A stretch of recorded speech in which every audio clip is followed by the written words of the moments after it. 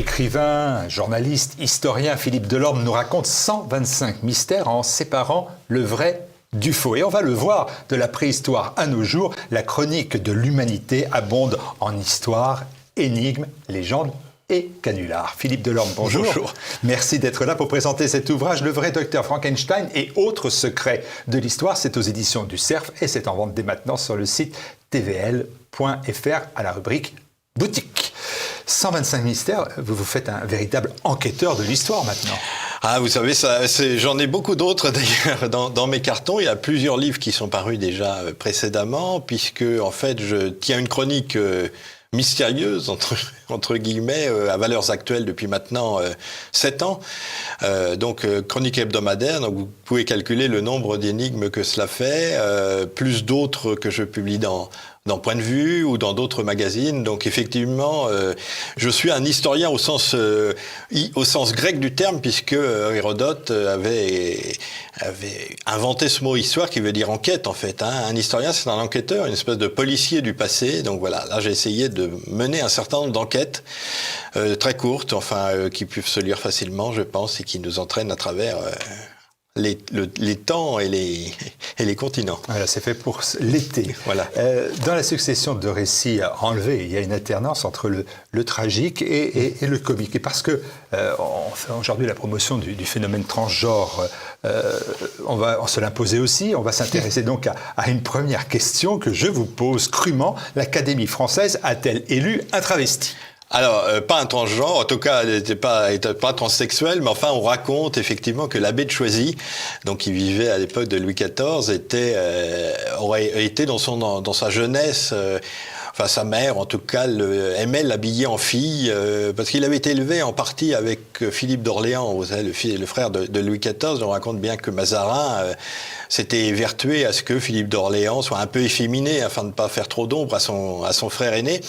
Et donc, cet abbé de Choisy, aurait eu cette... alors, quelle est la part d'histoire et la part de racontard dans cette affaire? C'est surtout des pamphlets de l'époque qui amplifient un petit peu ce côté travesti de l'abbé Choisy, mais bon, c'est assez probable qu'il ait eu une certaine tendance à aimer les rubans. Vous savez, à l'époque de Louis XIV, c'était beaucoup d'hommes portaient des rubans. Quand on voit Louis XIV, on se dit que ça ressemble parfois un peu à une drag queen d'aujourd'hui, avec la perruque et les rubans.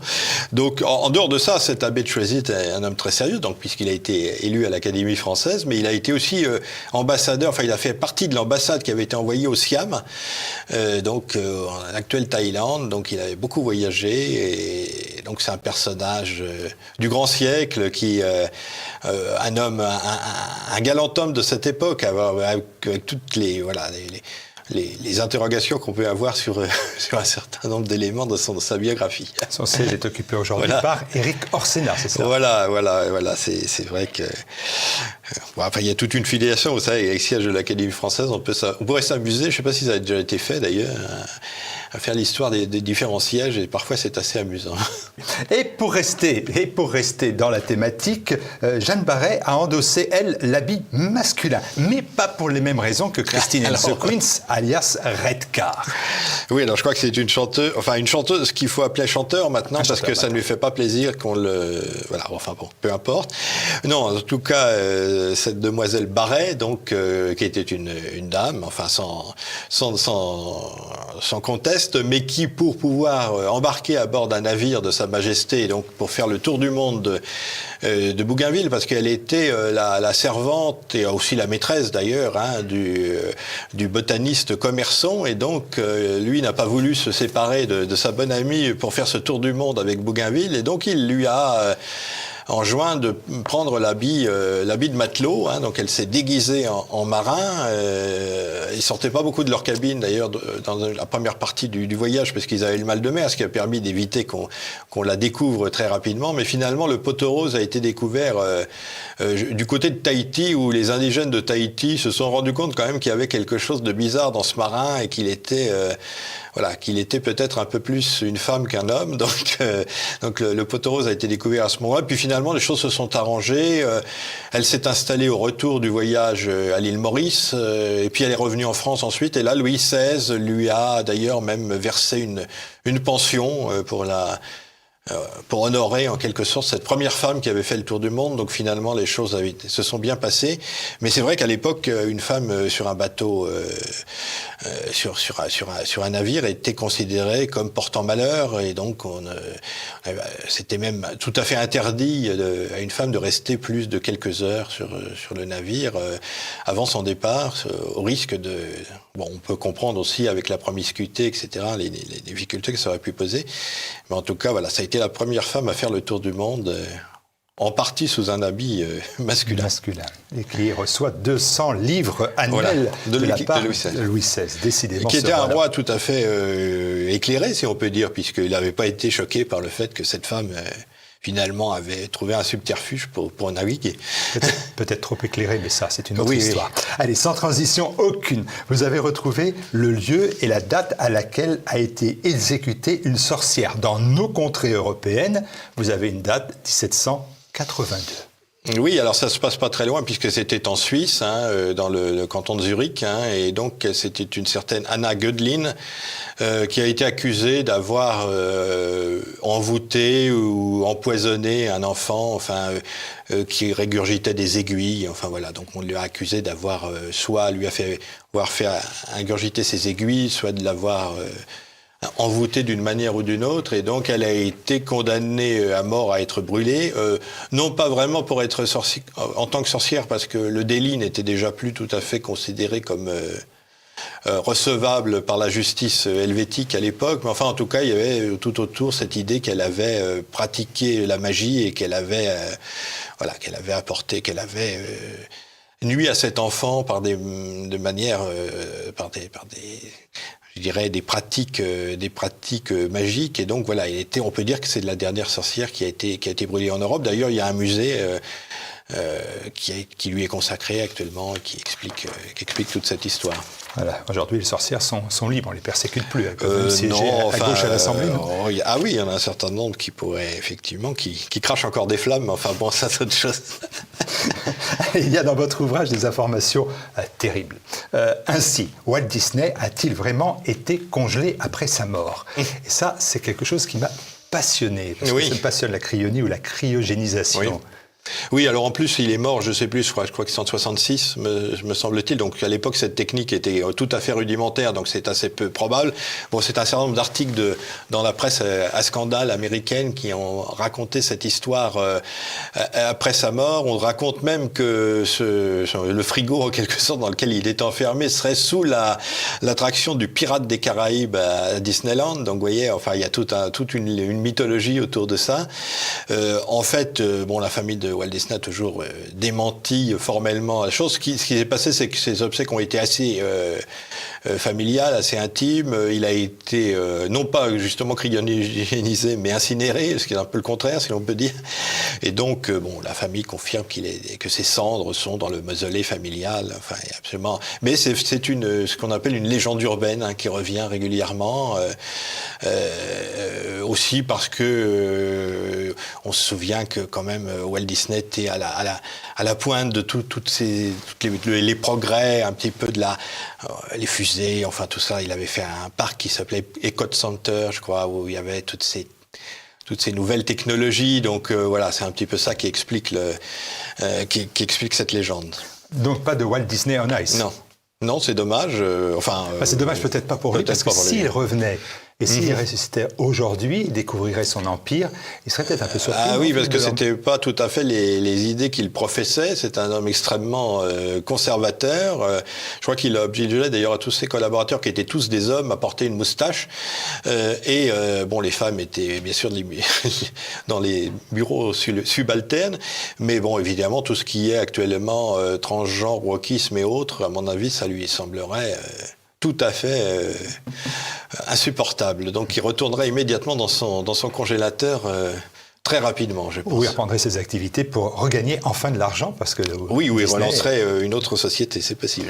Poursuivons nos enquêtes. Elle nous emmène sur des sentiers peu empruntés. Ainsi, tout le monde connaît le Bitcoin, la célèbre crypto-monnaie. Pourtant, son inventeur, lui, n'a jamais voulu sortir de l'ombre. Et pourquoi cela ? Non, alors tout ça est assez mystérieux, effectivement. Donc c'est une monnaie en ligne, donc sur Internet, et donc elle a été fondée au départ. Alors, moi, j'y connais absolument rien, donc je parle par le oui-dire, en tout cas par quelqu'un qui s'est présenté comme étant japonais, un certain monsieur Nakamoto, qui c'est probablement un pseudonyme. Et qui a lancé en fait des chaînes de fabrication de cette monnaie. Enfin bon, il y a tout un système assez complexe qui s'est mis en place. En tout cas, c'est lui qui est à la base de cette création, qui a lancé le logiciel, si on peut dire, qui a créé ça. Alors au début, ça ne coûtait rien du tout. Le Bitcoin, j'ai vu d'ailleurs récemment une anecdote, un des fondateurs s'achetait des pizzas avec des bitcoins, et donc les pizzas vaudraient aujourd'hui plusieurs millions, voire plusieurs milliards de dollars, parce qu'en fait cette monnaie elle a explosé de rien à aujourd'hui, je sais plus combien, 40 000 ou quelque chose de dollars le bitcoin, enfin quelque chose d'absolument ahurissant, mais monsieur Nakamoto, qui a disparu au bout de quelques années en disant je laisse les choses continuer toutes seules, on ne sait toujours pas de qui s'agit-il. Alors il y a des recoupements qui disent que ce serait quelqu'un qui vivrait plutôt sur la côte est des États-Unis, qui serait anglophone et non pas japonais, et un anglophone plutôt britannique, donc peut-être dans des îles des Caraïbes, enfin je sais pas, enfin tout ça reste très très très très nébuleux. En tout cas, il aurait en tant que fondateur engrangé au départ quelques milliers ou quelques millions de bitcoins qui aujourd'hui vaudrait le PIB d'un petit pays d'Amérique du Sud, et donc bien sûr c'est de l'argent un peu virtuel, parce que s'il le mettait sur le marché, ça ferait effondrer immédiatement la machine. Alors, on va revenir aux espèces sonnantes et trébuchantes, on sera plus à l'aise. Attachons-nous au fameux trésor des Templiers, alors qui a enflammé depuis des siècles les imaginations et la littérature. Alors ce fameux trésor, vous l'avez retrouvé, il est à Gisors. On ne sait pas où il est, mais il y est. Vous me dites qu'il est à Gisors dans l'Eure. Alors j'étais regardé, Gisors c'est 70 km de Paris. Oui, il y a un train de gare de Saint-Lazare, on y est dans 3 quarts d'heure. J'allais vous proposer d'aller vérifier si cette ville dominée par sa forteresse a bien ce trésor qui était introuvable et que vous avez trouvé. Alors déjà, on n'a plus le droit de faire de fouilles, parce que les gens ont tellement fouillé que cette fameuse forteresse médiévale était prête à s'effondrer, et donc les dernières fouilles officielles ont été diligentées dans les années 60 par André Malraux, qui à l'époque était ministre de la Culture, et puis on n'a rien trouvé. J'ai honte d'enlever vos dernières illusions, parce que vous auriez pu renflouer peut-être TV Liberté. C'est le moment. Mais non, en fait, tout vient d'un personnage qui s'appelait Gérard de Sète, qui était un écrivain et journaliste un peu féru d'ésotérisme et de choses un petit peu mystérieuses et fantastiques comme cela, qui avait recueilli les confidences d'un ancien jardinier donc de Gisors, qui prétendait, lui, pendant la guerre, avoir fait des fouilles et avoir découvert une espèce de salle souterraine dans laquelle il y aurait eu des sarcophages remplis de barils d'or, etc. Sauf qu'effectivement, on a fouillé en long et en large et personne ne les a trouvés. Alors ça aurait été, selon De Sèze, ce trésor aurait été celui que Jacques de Molay, donc le dernier grand maître des Templiers, avant d'être brûlé à Paris, aurait caché donc aux alentours de Paris, donc dans cette forteresse de Gisors. Mais hélas, Gisors étant une ville ancienne, on a quand même fait quelques petites découvertes aux alentours dans des maisons, d'anciennes maisons, etc. Quelques petits trésors monétaires, mais enfin jamais des sommes extraordinaires. Mais alors ce trésor des Templiers, il faut le ranger dans la case roman pour l'écrivain, ou dans la cage passé pour l'historien. Non, je pense que c'est plus un roman dans la mesure où déjà les Templiers, l'argent, ils étaient devenus des banquiers, hein, effectivement, banquiers du roi en particulier, donc ils avaient effectivement certaines sommes qui étaient à leur disposition. D'abord, Philippe le Bel, lorsqu'il les a fait arrêter, en a pris une partie pour lui, et puis lorsque le Saint-Siège a accepté la fin de l'ordre des Templiers, leurs biens, leurs commanderies, etc., ont été distribués à d'autres ordres, en particulier l'ordre de Malte, hein, qui existe toujours aujourd'hui, donc qui a été l'héritier des Templiers en grande partie. Et puis, par exemple, en Espagne, où il n'y avait pas eu les mêmes rigueurs qu'en France ou au Portugal, on a créé d'autres ordres, comme l'ordre de Calatrava, etc., qui ont été aussi les héritiers des Templiers locaux. Donc, cet argent, il a été redistribué, je dirais, à ce moment-là. Il n'y a pas eu il peut y avoir eu à tel ou tel endroit un baril d'or caché qu'on retrouvera un jour, mais disons, il n'y a pas un immense trésor, je pense, à redécouvrir. Donc si je vous propose de partir à 150 km de Paris, à Arville, où il y a une des dernières commanderies des Templiers, vous me dites que c'est pas nécessaire, qu'il n'y a rien à fouiller. Je pense que ça a déjà été fouillé, en tout cas, et non, je pense qu'il n'y a plus grand-chose à attendre de ce côté-là. Alors on va quitter l'argent, l'argent pour aller... encore que un héros imaginaire, un héros flamboyant de l'imaginaire médiéval, c'est Robin des Bois. Il a réellement existé. Alors Robin des Bois, encore quelqu'un qui pourrait vous aider, qui pourrait prendre de l'argent aux riches pour le donner aux pauvres. Sur les 125. Oui, je vois que vous cherchez ceux qui vous intéressent. Non, alors il a existé, disons que c'est comme tous ces héros un peu mythiques, c'est plusieurs personnages. Hein, c'est-à-dire que donc dans le folklore anglais du Moyen Âge, il y a ce personnage un peu romanesque d'un voleur caché dans les forêts. Alors donc ça peut être la forêt de Sherwood ou une forêt à côté, hein, donc dans le centre de l'Angleterre. Et donc il y a plusieurs des ballades, des chansons de gestes, etc. où on raconte les exploits. Bon, c'est un petit peu comme les romans de renard, hein, en France. Enfin c'est un personnage un peu mythique, mais qui repose probablement sur de véritables bandits, enfin, ou en tout cas, aux voleurs qui ont pu exister. D'ailleurs, le mot de Robin, le prénom de Robin est extrêmement, c'est le diminutif de Robert. C'était très très courant, donc ça n'est pas. Alors évidemment, après, cette légende va prendre du corps à partir du XVIIe, XVIIIe siècle, surtout au XIXe siècle, hein, où avec le romantisme, ça va devenir vraiment ce personnage qu'on connaît aujourd'hui et qui a été illustré par le cinéma, hein, avec Errol Flynn en particulier, hein, donc ce personnage qui serait un noble, probablement saxon, fidèle au roi Richard Cœur de Lion, parti au moment des croisades et donc qui se serait battu contre l'infâme prince Jean Santerre, donc le futur roi Jean Santerre qui était régent du royaume pendant ce temps-là, et l'infâme surtout du shérif de Nottingham. Donc donc c'est devenu un noble défenseur des pauvres, défenseur de la justice face à l'arbitraire royal. Bon, tout ça, c'est une histoire complètement inventée. Ça, c'est le Robin des Bois de Walt Disney. De Walt Disney aussi. Vivant, je ne sais plus. Hein, mais c'est aussi quand même quelqu'un qui va être récupéré, entre guillemets, politiquement, parce que les marxistes vont exalter ce côté défenseur des prolétaires. Bien sûr, il est multiforme. Hein, on peut en faire, effectivement. Il a été, à un certain moment, le représentant de la résistance saxonne face aux Anglo-Normands, hein, aux Normands qui avaient envahi l'Angleterre.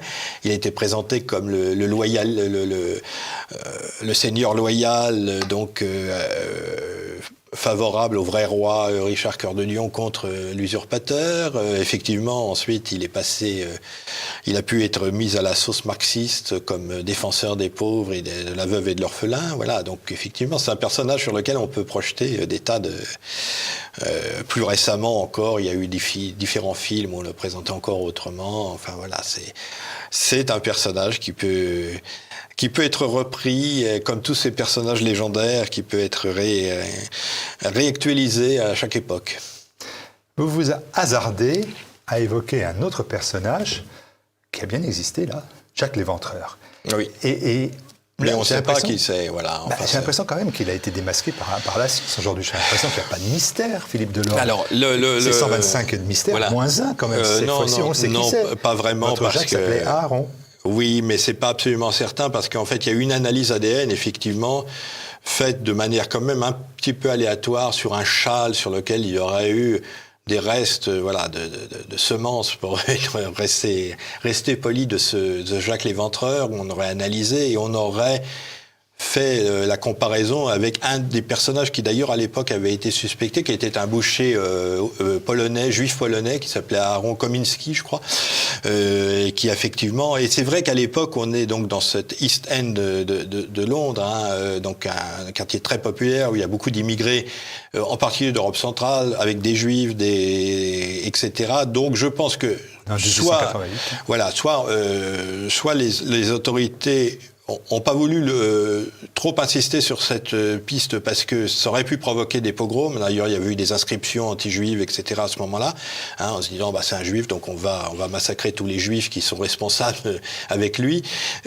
Ou alors le contraire. C'est vrai qu'on l'a peut-être pointé du doigt parce qu'il était juif. Bon, c'est difficile à dire parce qu'effectivement, les analyses ADN qui ont été faites.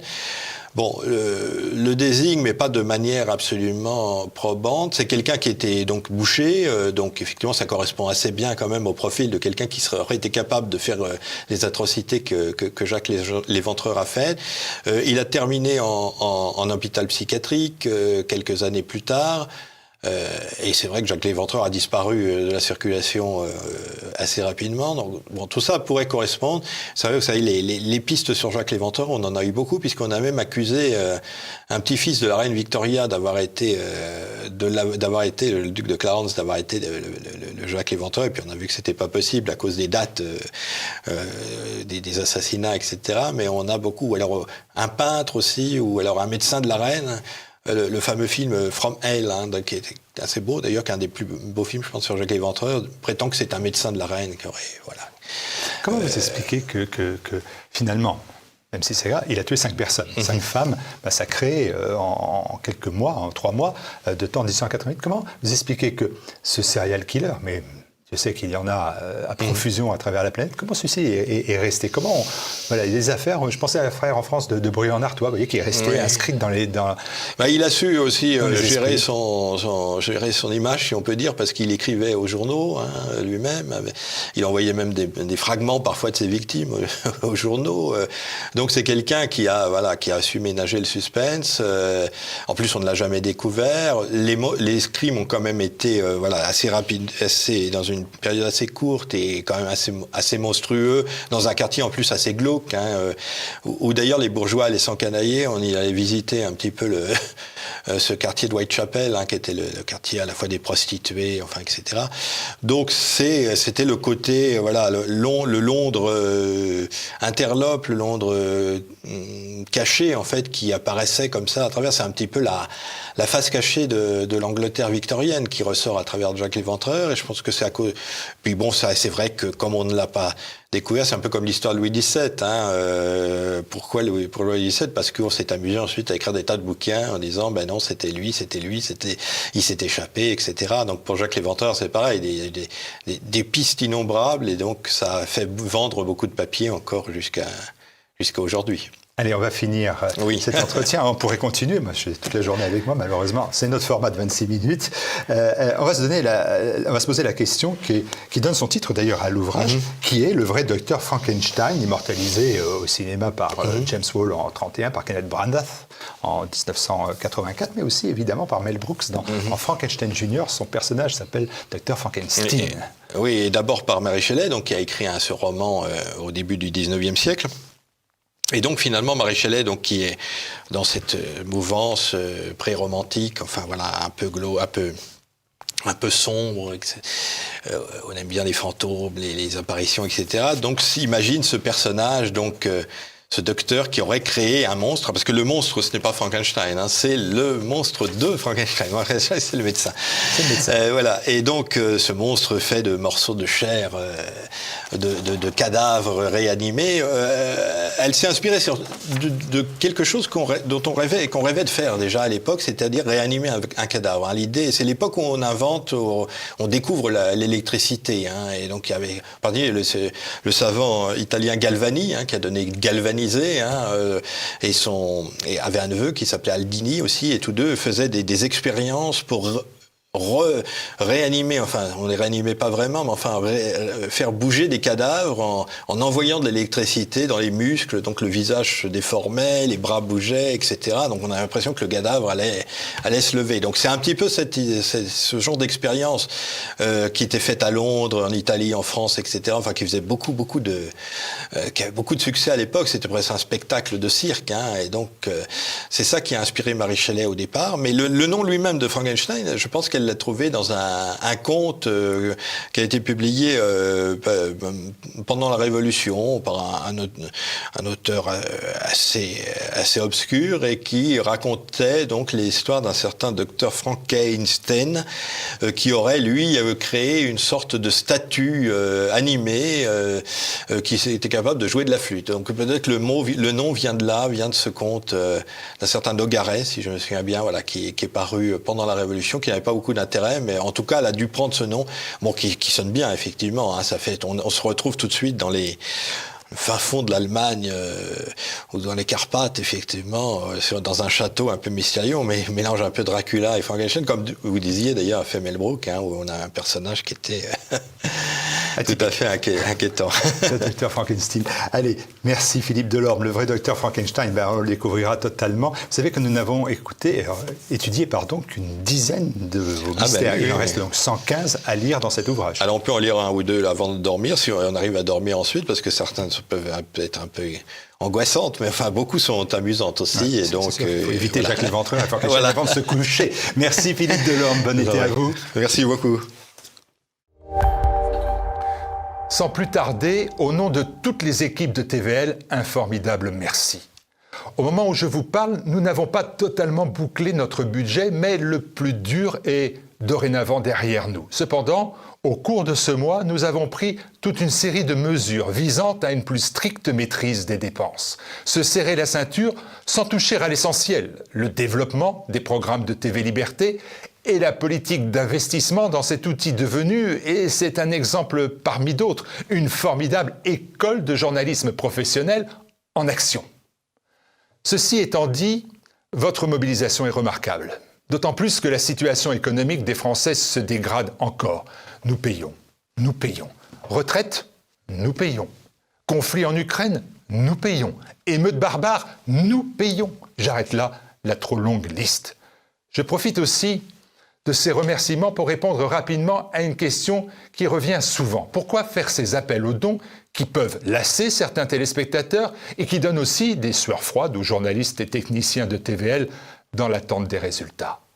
La réponse, elle est toute simple. Le financement participatif est le gage de notre indépendance. Le don direct de nos téléspectateurs nous protège des banques et des lobbies, d'un propriétaire milliardaire qui fait pression sur les rédactions, on en connaît, de l'argent de l'État qui sert à sauvegarder les intérêts de l'extrême centre et imposer l'idéologie de l'extrême gauche, ces deux-là s'entendent comme larrons en foire. Nos campagnes de dons permettent aussi de proposer les programmes de TVL gratuitement et sans passer sous les fourches codines des annonceurs et de leur publicité woke.